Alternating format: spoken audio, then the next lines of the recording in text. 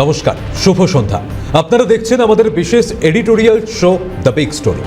আমি আপনাদের সঙ্গে রয়েছি সৌমজিৎ। 21শে জুলাইয়ের ঠিক প্রাক্কালে বাংলার রাজনীতিতে যেন এক চরম মহাপ্রলয় শুরু হয়েছে। যে 21শে জুলাই প্রতি বছর তৃণমূল কংগ্রেসের জন্য হয় একচ্ছত্র শক্তি প্রদর্শনের মহাসমাবেশ, সেই 21শে জুলাইয়ের ঠিক আগে আজ চরম একাকিত্বের অন্ধকারে দাঁড়িয়ে বাংলার প্রাক্তন মুখ্যমন্ত্রী তথা তৃণমূল সুপ্রিমো মমতা বন্দ্যোপাধ্যায়।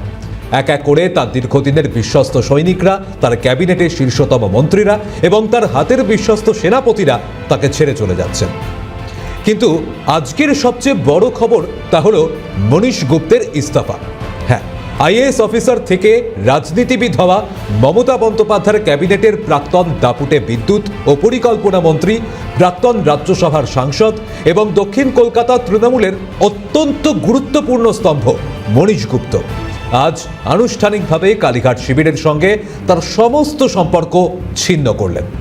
ইতিহাসের এক অদ্ভুত পরিহাস দেখুন, যার প্রশাসনিক কর্মজীবনেই ঘটেছিল 1993 সালের 21শে জুলাইয়ের সেই বিতর্কিত ও রক্তাক্ত গুলি চালনার ঘটনা। 26-এর সেই 21শে জুলাইয়ের আগেই আজ মমতার সঙ্গ ছাড়লেন সেই মনীশ গুপ্ত। একদিকে মনীশ গুপ্তের এই বিস্ফোরক ইস্তফা, অন্যদিকে ঋতব্রত বন্দ্যোপাধ্যায় নব তৃণমূল, সেই শিবিরে মদন, ফিরহাদ, অনুব্রতদের পাল্টা হুঙ্কার। ধর্মতলা বনাম গান্ধী মূর্তি 21-এর এই মহাসংগ্রামে আজ কার জয় হবে? আপনারা ভাবুন তো একবার, 2011 সালের সেই ঐতিহাসিক পরিবর্তন, যা 34 বছরের অভেদ্য বামদুর্গকে খড়কুটোর মতো উড়িয়ে দিয়েছিল। সেই ঝড়ের অন্যতম প্রধান মুখ ছিলেন এই মনীশ গুপ্ত।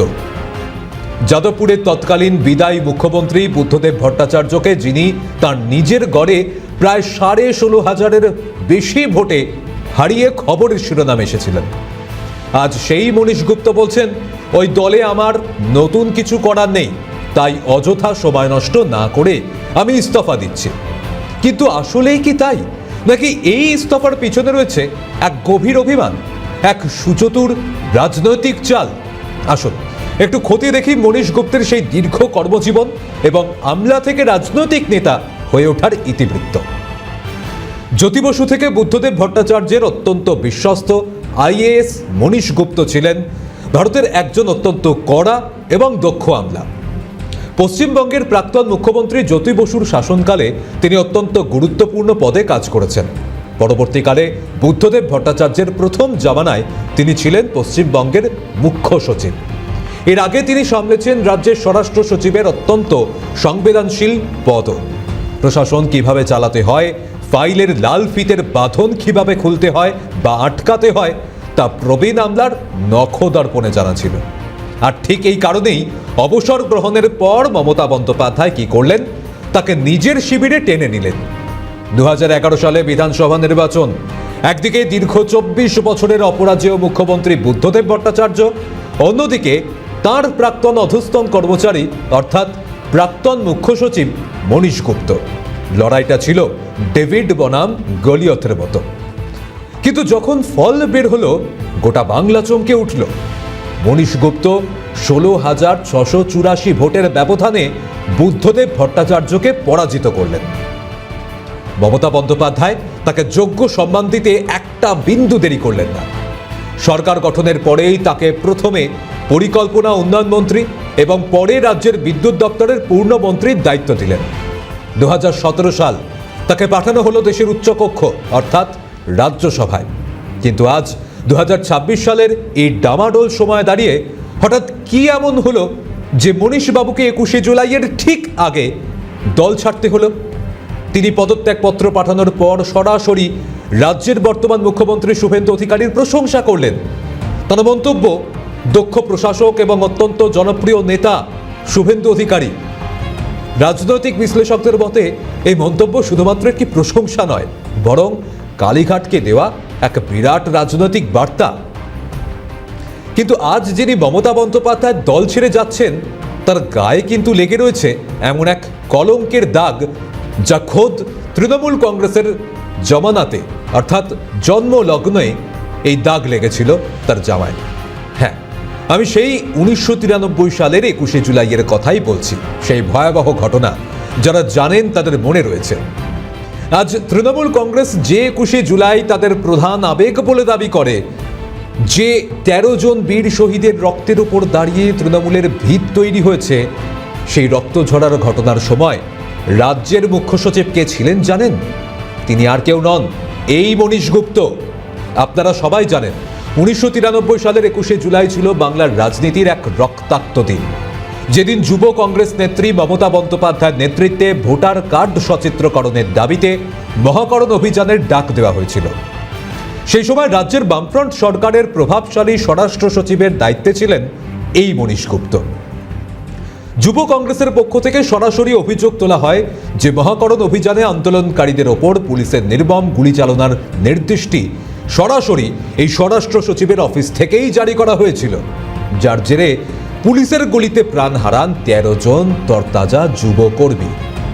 কিন্তু ইতিহাসের সবচেয়ে বড় পরস্পর বিরোধী সত্যিটা সামনে আসে 2011 সালে, যখন বাংলায় ঐতিহাসিক রাজনৈতিক পরিবর্তনের পর ক্ষমতায় এসে মমতা বন্দ্যোপাধ্যায় সেই বিতর্কিত মনীশ গুপ্তকেই দলের টিকিট দেন এবং নিজের ক্যাবিনেটের অন্যতম শীর্ষস্থানীয় মন্ত্রী হিসাবে বেছে নেন।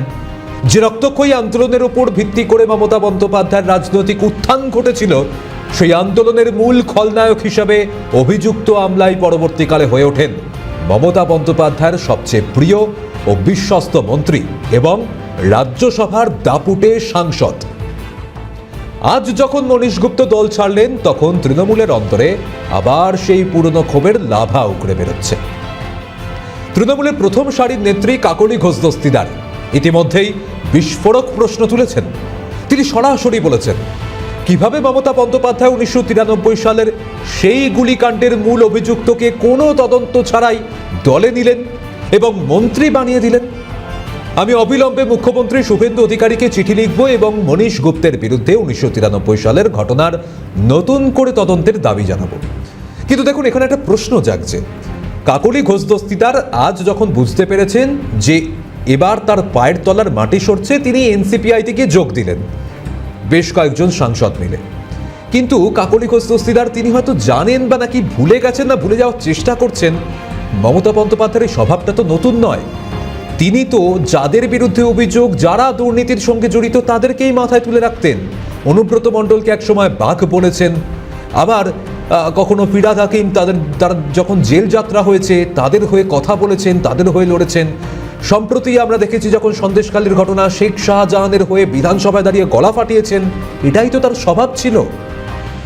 শুধু তৃণমূলই নয়, প্রদেশ কংগ্রেসের পক্ষ থেকে মনীশ গুপ্তের এই যে অতীত ভূমিকা নিয়ে নতুন করে বিচার বিভাগীয় তদন্তের দাবি উঠেছে। ফলে 21শে জুলাইয়ের শহীদ দিবসের প্রাক্কালে এই বিতর্কিত আমলা নেতা এখন রাজ্য রাজনীতির সবচেয়ে বড় হট টপিক। তিনি কি নতুন কোনো রাজনৈতিক সমীকরণে যাচ্ছেন, নাকি তদন্তের সাঁড়াশি চাপে পড়ে তার রাজনৈতিক জীবনের এক ট্র্যাজিক সমাপ্তি ঘটতে চলেছে? মনীশ গুপ্তের দলত্যাগ তো কেবলই হিমশৈলী চূড়া মাত্র। আসল ঝড় বইছে অন্য জায়গায়। উলুবেড়িয়া পূর্বের তরুণ ও তুখর বিধায়ক ঋতব্রত বন্দ্যোপাধ্যায়ের নেতৃত্বে আত্মপ্রকাশ করেছে নব তৃণমূল বা ঋতব্রত তৃণমূল। আর ইতিমধ্যেই এই ঋতব্রত তৃণমূলে একের পর এক মমতা বন্দ্যোপাধ্যায়ের হাত ছেড়ে কখনো অনুব্রত মণ্ডল, মদন মিত্র, চন্দ্রিমা ভট্টাচার্য, ফিরহাদ হাকিম তারা নাম লেখাচ্ছেন। এটি এখন বিদ্রোহী গোষ্ঠী নয়, এটি এখন মমতা বন্দ্যোপাধ্যায়ের মূল তৃণমূলের অস্তিত্বের সংকট তৈরি করেছে।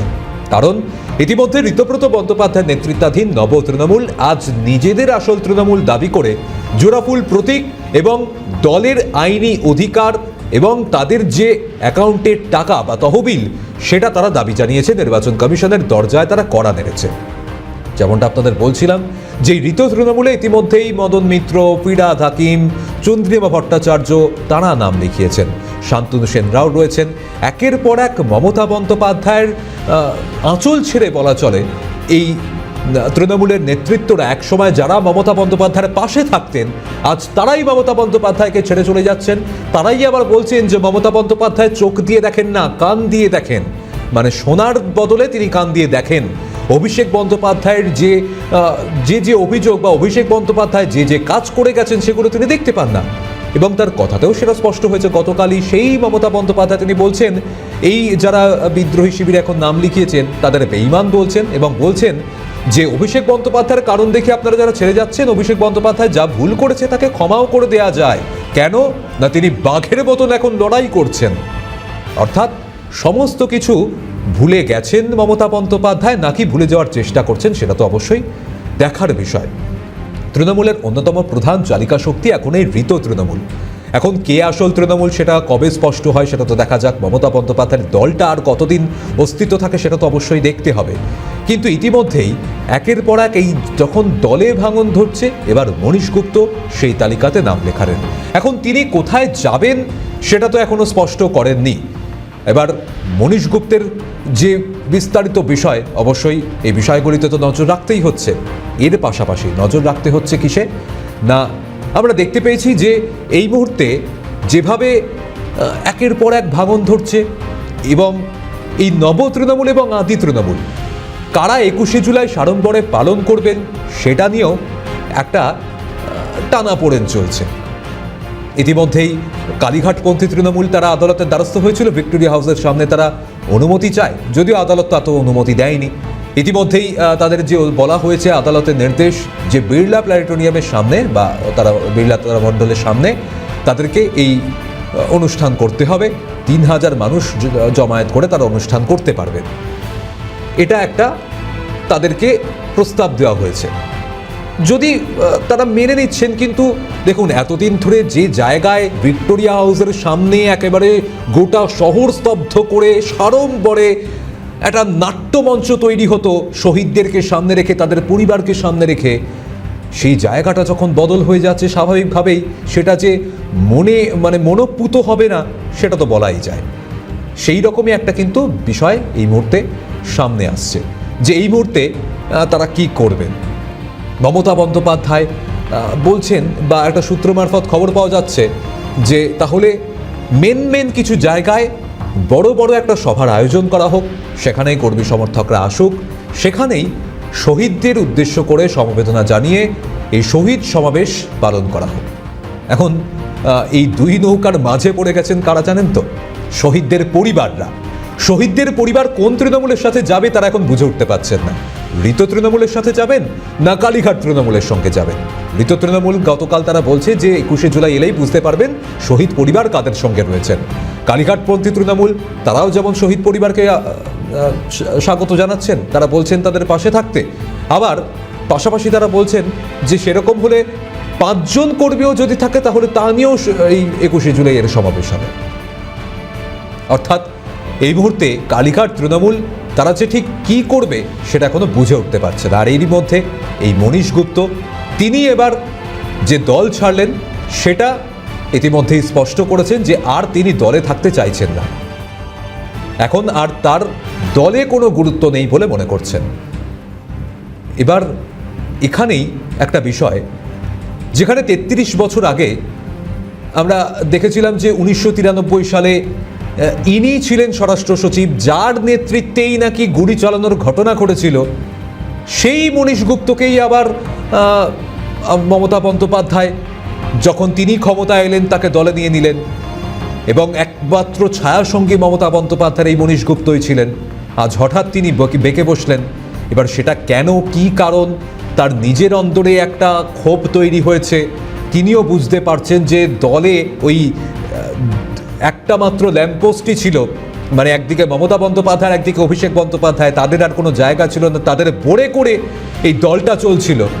সেটা বুঝতে পেরে এবার সরে পড়ছেন, নাকি ঋতব্রত শিবিরে গিয়ে নাম লেখাবেন সেটা অবশ্যই দেখার।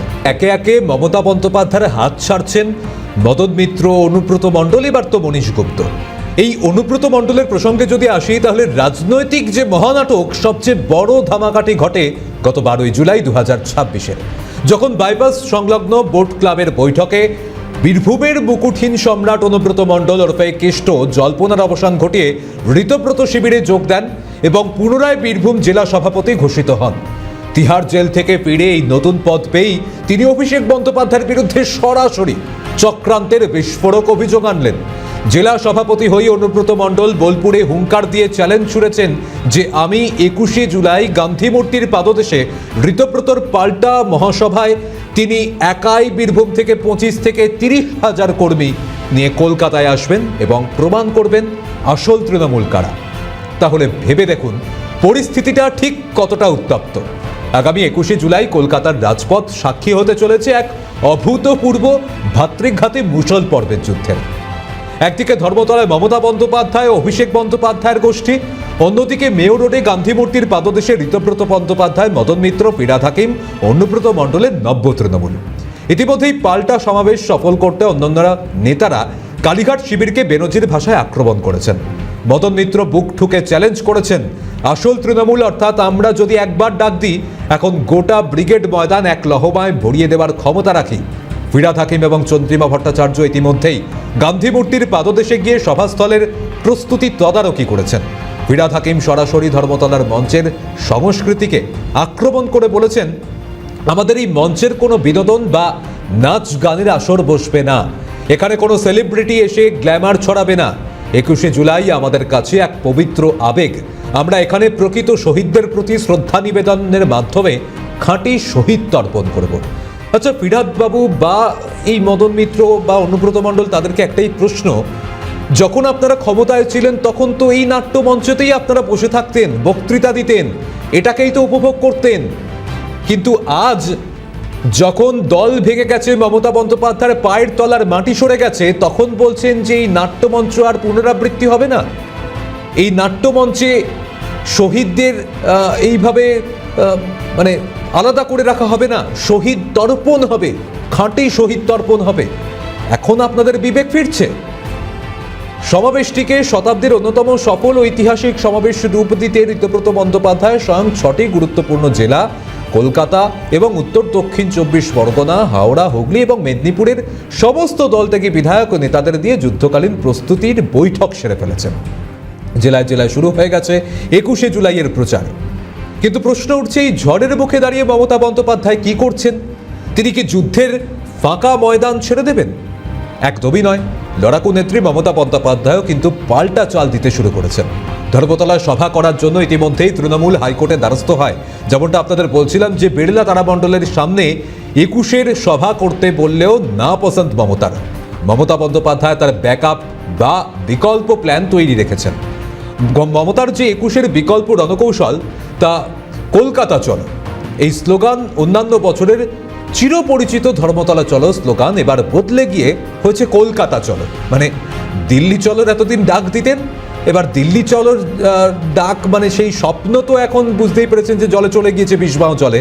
এখন কলকাতা চলোর ডাক দিচ্ছেন, মানে কালীঘাট থেকে এবার কলকাতা চলোর ডাক, মানে দৌড় এইটুকুনি হয়েছে। ধর্মতলায় বড় সভা করতে না পারলে জেলা থেকে আগত কর্মীদের জন্য কলকাতার তাই 3-4টি প্রবেশদ্বারে বড় জমায়েত করা হবে। এর মধ্যে রয়েছে হাওড়া স্টেশন, শিয়ালদা স্টেশন এবং দক্ষিণ কলকাতার হাজরা মোড়। পরিকল্পনা অনুযায়ী এই সমস্ত বিক্ষিপ্ত জমায়েতগুলোতে মমতা বন্দ্যোপাধ্যায় নিজে গাড়ি করে ঘুরে ঘুরে বক্তৃতা দেবেন এবং কর্মীদের উদ্বুদ্ধ করবেন। মমতা বন্দ্যোপাধ্যায় বোঝাতে চান, মঞ্চ কেড়ে নেওয়া যেতে পারে, প্রতীক নিয়ে টানাটানি হতে পারে, কিন্তু বাংলার মানুষের মন থেকে মমতার আবেগকে মুছে ফেলা অসম্ভব। সব মিলিয়ে আসলে এবারে 26-এর 21শে জুলাই শুধু একটি শহীদ তর্পণের দিন নয়, এটি হতে চলেছে বাংলার রাজনীতির এক মরণবাচন লড়াই। একদিকে মনীশ গুপ্তের মতো প্রবীণ আমলার দলত্যাগ, অন্যদিকে ঋতব্রত বন্দ্যোপাধ্যায় নব তৃণমূলে মদন, ফিরহাদ, অনুব্রতদের মতো হেভিওয়েটদের দাপুটে উপস্থিতি কালীঘাটকে আজ সত্যি কোণঠাসা করে তুলেছে। মমতা বন্দ্যোপাধ্যায় কি পারবেন তার সেই পুরনো জাদু বলে এই ধ্বংসস্তূপ থেকে আবার ঘুরে দাঁড়াতে, নাকি ঋতব্রত বন্দ্যোপাধ্যায়ের নব তৃণমূলী হয়ে উঠবে বাংলার আসল ঘাসফুল শিবির? এর উত্তর দেবে সময় এবং আগামী 21শে জুলাইয়ের কলকাতার রাজপথ। অবশ্যই এই মনীশ গুপ্ত তিনি একদিকে যখন দল ছাড়লেন, যেমনটা আপনাদের কিছুক্ষণ আগেই বলছিলাম, যার মানে নির্দেশে 33 বছর আমলে এই 21শে জুলাই গুলি চালানোর ঘটনা ঘটেছিল প্রতিবাদীদের ওপর, সেই মনীশ গুপ্তই যখন পালাবদল হলো মমতা বন্দ্যোপাধ্যায় দলে এলেন, আবার এখন যখন পালাবদল হলো মমতা বন্দ্যোপাধ্যায়কে ছেড়ে চলে গেলেন। এখন তাহলে এই মনীশ গুপ্তই কি একটা বড় ফ্যাক্টর হবে? মমতা বন্দ্যোপাধ্যায় তিনি কি বুঝতে পারছেন যে এবার আর তার পায়ের তলার মাটিটা নেই, সম্পূর্ণ ধীরে ধীরে ধসে যাচ্ছে? সেই বোঝার ক্ষমতা এখন মমতা বন্দ্যোপাধ্যায়ের আছে কিনা বোঝা যাচ্ছে না।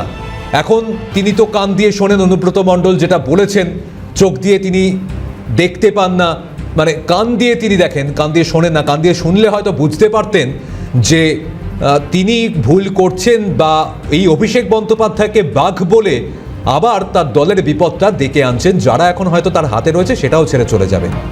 অবশ্যই তার পরিণতি কি হচ্ছে দেখার থাকবে। আজকের মতো বিগ স্টোরি এখানেই শেষ করছি। ভালো থাকুন, সুস্থ থাকুন, নমস্কার।